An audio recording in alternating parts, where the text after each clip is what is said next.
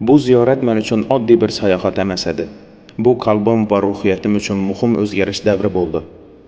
Makkaga yetib kelganimda ichimda shukronalik his-tuyg'usi paydo bo'ldi. Atrofdagi minglab odamlar qalbimda bir dona istak bor edi. Ular bo'lsa Allohning roziligini erishish. Shu muhitni o'zida odam chekdim darajada o'zini ojiz, chekdim darajada baxtli ekanini his qiladi. Hayotimda har bir ne'mat uchun minnatdor bo'lishimni yanada chuqurroq angladim. Lekin bu ziyorat faqat o'zim uchun emas edi. Onamni ziyorat olib kelish hayotimdagi eng to'g'ri qarorlardan birisi bo'ldi.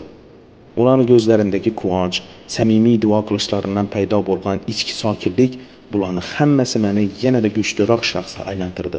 Guvohlar yutuqlarimizga o'z mehnatlarimiz sababchi deb o'ylab qolamiz.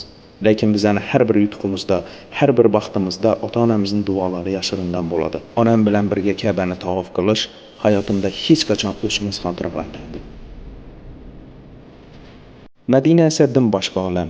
Bu yerda yuraging tinchlanadi, fikrlashing sokinlashadi. Madina shahri meni iymonimni kuchaytirish bilan birga go'zal bir sakinat ham hadya etdi. Ibodatga bo'lgan mehrim yanada o'sdi, qalbim o'zini har qachongidan-da toza his qildi.